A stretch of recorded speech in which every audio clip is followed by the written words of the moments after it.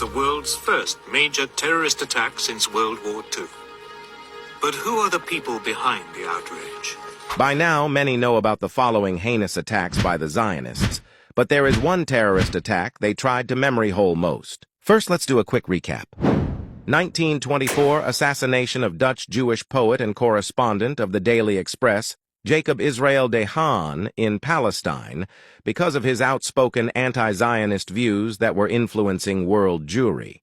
1946, bombing the British Administrative Office in the King David Hotel in Jerusalem by Zionists dressed as Arabs. More than 90 people were killed. 1947, the kidnapping and hanging of 2 British sergeants and later booby-trapping their bodies by Zionists in Palestine. 1954, Zionist terrorists tried to bomb British, Egyptian, and American-owned libraries and theaters in Egypt to make it look like Egypt was behind it. They failed. 1948, the Zionists massacred and destroyed the Palestinian village of Deir Yassin. More than 110 people died. Horrors were perpetrated on the villagers. 1947 to 1949, Zionist forces, consisting of the terrorist groups the Irgun, Haganah, and the Stern Gang, had taken more than 78% of historic Palestine, ethnically cleansed and destroyed about 530 villages and cities, and killed about 15,000 Palestinians in a series of mass atrocities, including more than 70 massacres. 1967, Israel launches a brutal attack on the American USS Liberty intelligence ship in international waters near the coast of the Sinai Peninsula, with napalm, torpedoes, and machine guns. 34 American crew members were killed and more than 170 wounded. U.S. rescue planes were called back twice by the White House, and no retaliatory actions against Israel ever occurred. 1982, Sabra and Shatila Palestinian refugee camp massacre in Lebanon, perpetrated by a Lebanese militia under the political and military control of Israel. Between 2,000 and 3,500 men, women and children were murdered during 3 days of horrors with backing of invading Israeli forces. The UN later declared it as an act of genocide. The personally responsible defense minister Ariel Sharon was forced to resign, but later on still became the prime minister of Israel. Now, knowing about the former attacks is less of a threat to the Zionist ideology than knowing about the Zionist bombing of the Patriot ship in Palestine filled with Jewish illegal immigrants. Here's what happened. To grasp why they did it and what occurred, you first have to be aware of the following. My father went with some boys, I don't know, some Zionist group or something, and he came home with the idea, we are leaving here and going to Palestine. My mother told him, where is Palestine? What is Palestine? Where to go? How are we going to reach the place? And what is there? And her parents said, it is only camels and sand. What are you going to do there? And she did not tell her mother that she is pregnant.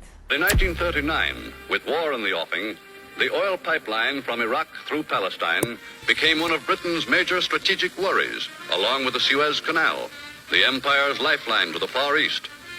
To ensure an uninterrupted supply of oil for its planes, tanks, and ships, Britain had to maintain peace at all costs with the predominantly Arab population, which had long been resentful of Jewish immigration. To this end, London issued a white paper which strictly limited the number of Jews admitted into Palestine. In the view of the British government, the continuation of wholly unregulated transfers of land from Arabs to Jews is bound to exacerbate the present differences between the two communities and thus postpone indefinitely the harmony which alone can bring contentment in Palestine. Later on, an Arab spokesperson in London said the following about Jewish immigration to Palestine. Every Jew that arrives in Palestine is one more brick in the structure of the proposed Zionist state, one more unit towards the Zionist majority against the Arabs, so that it is impossible for the Arabs to regard the matter only in its humanitarian aspect. The political question was finally settled by the White Paper, and any attempt to force more refugees on Palestine now, on whatever grounds it is ostensibly made, would be a breach. The Zionists' main concern was immigration to Palestine. Why? The founder of the Zionist movement, Theodor Herzl, born in Budapest, stated, quote, "Palestine and Argentina. In both countries, important experiments in colonization have been made, though on the mistaken principle of a gradual infiltration of Jews. An infiltration is bound to end in disaster. It continues till the inevitable moment when the native population feels itself threatened and forces the government to stop the further influx of Jews. Immigration is consequently futile unless based on an assured supremacy." He went on to state, "Those Jews who fall in with our idea of a state will attach themselves to the society, which will thereby be authorized to confer and treat with government in the name of our people. The society will thus be acknowledged in its relations with governments as a state-creating power. This acknowledgement will practically create the state.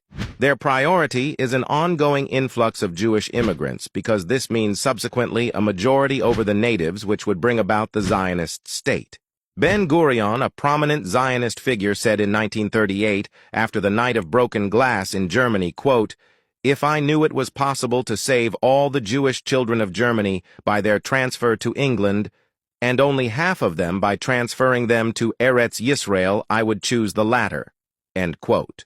In 1942, he said, quote, "The catastrophe of European Jewry is not, in a direct manner, my business." End quote. Just as sinister is this quote from George Landauer, the director of the Jewish Settlement Agency, in a letter to Stephen Wise, the leader of American Zionism, about European Jewish refugees dated February 13, 1938, quote, "I am writing this letter at the request of Dr. Weizmann because we're extremely concerned lest the problem, unquote, referring to the refugees, quote, be presented in a way which can prejudice the activity for Eretz Israel," end quote, referring to creation of a Zionist state in Palestine, quote, "Even if the conference does not propose immediately after its opening, other countries. But Eretz Israel as venues for Jewish immigration, it will certainly arouse the public response that could put the importance of Eretz Israel in the shade. We are particularly worried that it would move Jewish organizations to collect large sums of money for aid for Jewish refugees, and these collections could interfere with our own collection efforts." End quote. With this all in mind, let's get back to the Patria ship terrorist attack. They try to memory hole. The ships Milos, Pacific, and Atlantic departed from the port of Tulcea in Romania, September 1940. On board 3,600 Jewish refugees from Germany, Austria, Czechoslovakia, and Poland. Early November, the Milos and the Pacific reached Haifa port with 1,771 visa-less immigrants on board. The British Coast Guard didn't permit them to land, and they were transferred to a French ocean liner, the Patria, which the British had specifically chartered in order to deport them to the island of Mauritius. We were supposed to be transferred by help of this ship to Mauritius. So they started transshipping us from outside the port, from the immigrant ships, to the ship Patria, which in the meantime was turned into a troop transporter, which transported troops from India to the Middle East. Indian troops. So this ship was stopped at Haifa, requisited, and the British authorities started transferring us from the immigrant ship to the Patria. The Patria ship was confiscated by the British in Haifa in June on behalf of the Allied war efforts after the fall of France. Deportation to Mauritius was an idea that emerged in London in the 1940s as one of the means for combating illegal immigration. After the arrival of the ships, High Commissioner Sir Harold MacMichael declared, quote, "The British government can only regard a revival of illegal Jewish immigration at the present juncture as likely to affect the local situation most adversely, and to prove a serious menace to British interests in the Middle East. They have accordingly decided that the passengers shall not be permitted to land in Palestine but shall be deported to a British colony and shall be detained there for the duration of the war. He went on to say, quote, "It will be a matter for consideration at the end of the war. But it's not proposed that they shall remain in the colony to which they are sent, or that they should go to Palestine. Similar action will be taken in the case any further parties who may succeed in reaching Palestine with a view to illegal entry." End quote. There was a dispute regarding the Patria in a meeting of the Jewish Agency executive. One side argued the need to foil the plan by means of forceful action. The other side argued that the British policy was understandable in the context of the special circumstances of the war and the British desire to appease the Arab countries, especially at a time when Britain needed all the help it could get in its war against Germany. On the same day, the British declared the deportation, November 20th, the quasi-government of the Jewish community in Palestine called for a general strike. Members of the United Kibbutz movement believed that the planned deportation needed a forceful response and action that might well entail the loss of life. In the Jewish Mapai political committee, there were still discussions ongoing on what actions to take. Others, delegated by Mapai members, smuggled a mine onto the Patria the morning of November 21st. A snag in its firing mechanism prevented an explosion, but preparations kept on going. On November 24th, the other illegal immigration ship, the Atlantic, with 1,183 refugees, was escorted into Haifa by the Royal Navy. The illegal immigrants of the Milos and the Pacific had been transferred to the Patria, and on the morning of the 25th, the first 200 from the Atlantic were being transferred as well. And we moved in, and the Patria was furnished inside as a troop carrier. So there were beds, not luxury beds, but sacks filled with straw. That's wonderful if you have nothing else. And the beds were three, one on top of the other, with ladders, iron bars from the ceiling to the floor, and a lower bed, middle and upper. So I don't know how many she could carry out, but I would believe that 4,000 troops she can take. She was a big ship. My father and I were pointed down, your place is here, and my mother went to where the women were. But we could meet on deck anytime. There were no limited hours when we could, we were not locked or something.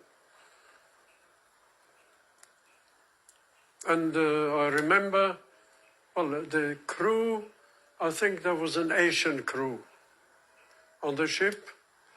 And the Asian crew, for instance, took some grapes, went around and went to children and gave them grapes.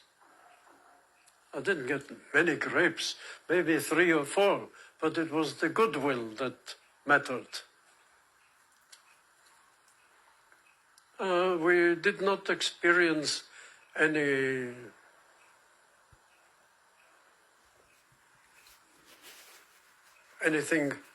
wrong or evil on board the ship.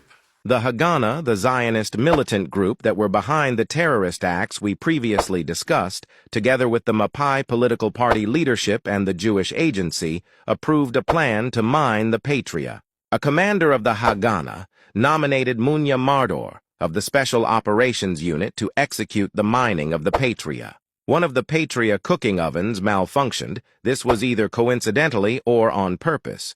Munya Mardor was acting as the head of 4-man technician team. A 1-kilogram mine was smuggled within their toolkits. The mine was handed over from the oven technicians to collaborators among the refugees' leaders. Both sides communicated in the Yiddish language. The British guards spoke no Yiddish nor Hebrew.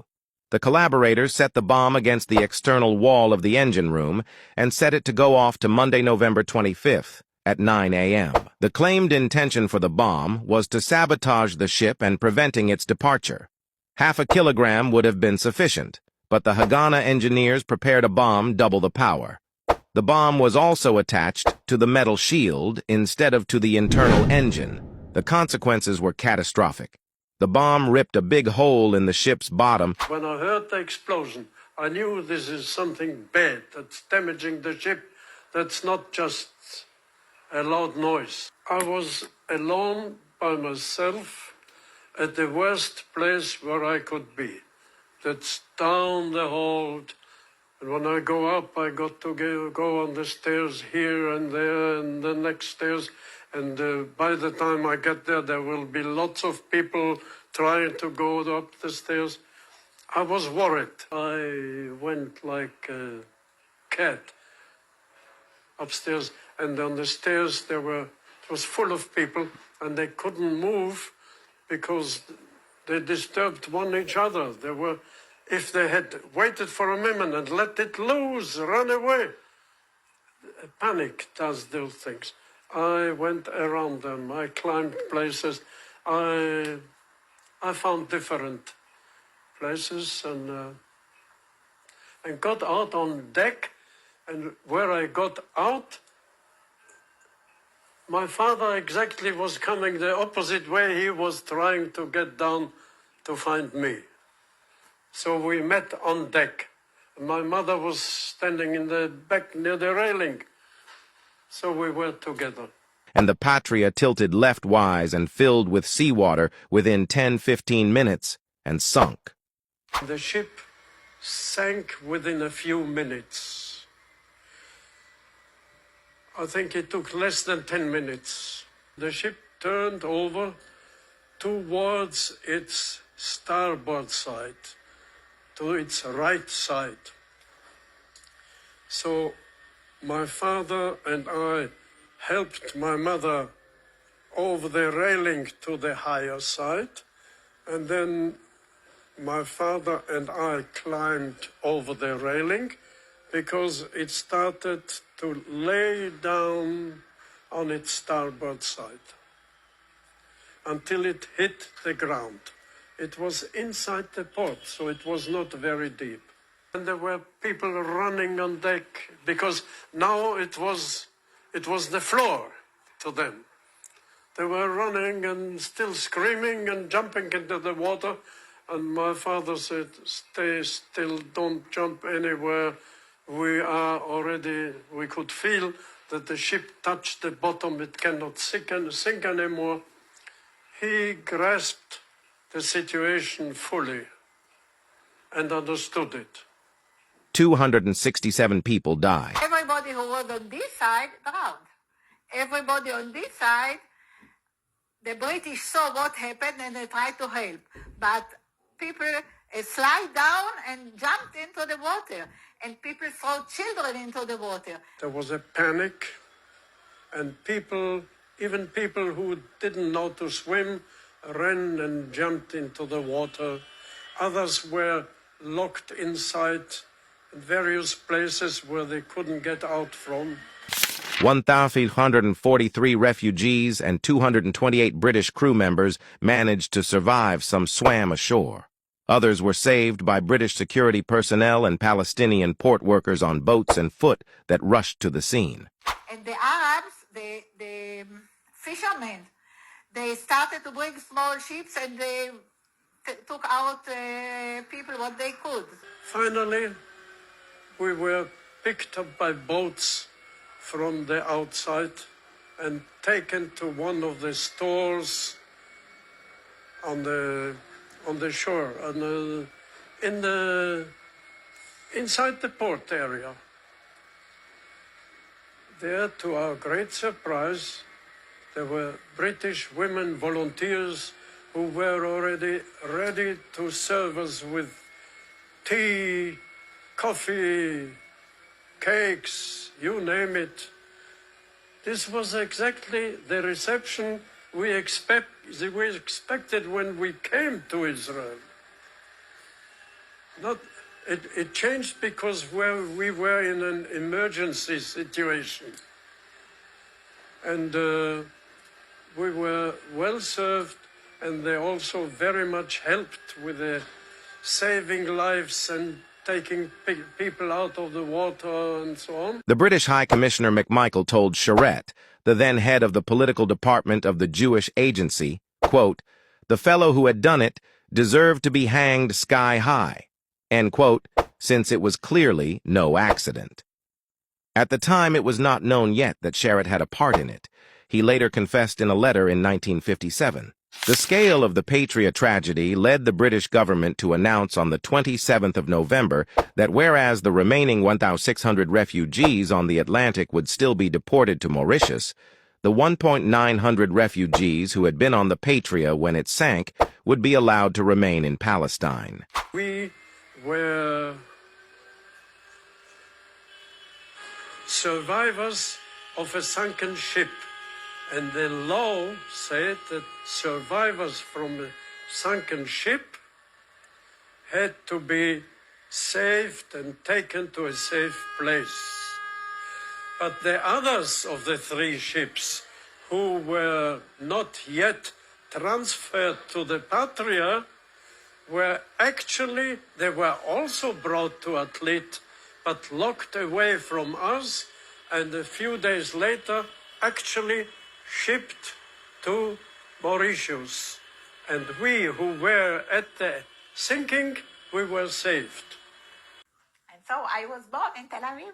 I was waiting, not in the ship, not in the sea, only in Tel Aviv, in Palestine.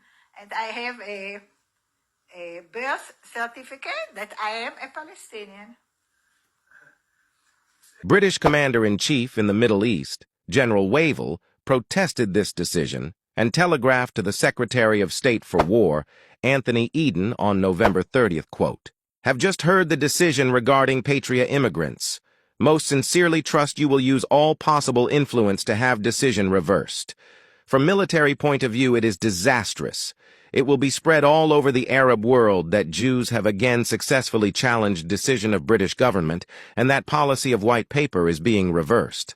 This will gravely increase prospect of widespread disorders in Palestine, necessitating increased military commitments. It will again be spread that only violence pays in dealing with the British end," quote. On December 2nd, Churchill responded to the telegraph he denied the revision of the decision, but added, quote, "On the other hand, Cabinet agreed that future consignments of illegal immigrants should be sent to Mauritius provided that tolerable conditions can be arranged for them there," end quote. Would you say that the British policy was motivated less by anti-Semitism and more about fear of what the Arabs would do? Yes, I think their policy was motivated by eagerness to satisfy the Arabs. There was another group that planned to bomb the Patria, the Irgun militant group we also discussed earlier. They planned to fire a torpedo from a nearby boat at the Patria ship. The commander of the Irgun, David Raziel, was in Haifa at the time and was taken by surprise by the explosion. Initially, he instructed that no one would say this was not an Irgun action, but after the severity of the carnage became clear, he was quick to state they had no hand in it. The retrieval of the remains was a slow process, which took 11 years in total. In 1951, the last skeletons were retrieved when the remains of the Patria were removed altogether. In a debate sometime after the bombing in the Mapai Central Committee, one of the founders and commander of the Haganah, Elia Golamb, backed the attack and said, quote, "There are those who regard the Patria tragedy as a black day, while for others the case of the Atlantic is a black day. For me, Patria is not a black day, and is not the black day. They're purposeful victims, and such were the Patria victims. These were victims for the sake of Jewish immigration. The day of the Atlantic is, for me, a far blacker day than the day of the Patria." End quote. With the day of the Atlantic, he was referring to the day the illegal immigrants that remained on the Atlantic were transferred to other ships and departed to Mauritius. The claims of the disastrous effects of the bombing being a miscalculation have not been accepted by all. Some people are convinced the Zionists were trying to push Britain to reverse its white paper policy by cynically killing their own people and blaming it on the authorities. Either way, the brutality shown by Zionists to fellow Jews is breathtaking. The Israelis today accuse Hamas of using human shields and planting their missiles in civilian areas. Yet here, we have the Haganah, which later became the IDF, bombing Jews. This attack has strategically been buried from public education and media coverage, even more so than all the other brutal attacks of the Zionists. Because in this case, it blatantly showcases the facade of the Zionist ideology and emphasizes the important fact that Zionism does not equal Judaism.